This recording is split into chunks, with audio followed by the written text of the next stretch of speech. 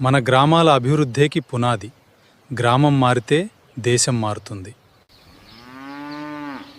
ఒకప్పుడు గ్రామం అంటే ఒక కుటుంబం. తాతయ్య, ఇప్పుడు ఆ అనుబంధం ఎందుకు కనిపించడం లేదు? మాటలు తగ్గాయి బాబు, మొబైళ్ళు పెరిగాయి. సమాజాన్ని నిలబెట్టేది డబ్బు కాదు, పరస్పర సహకారం.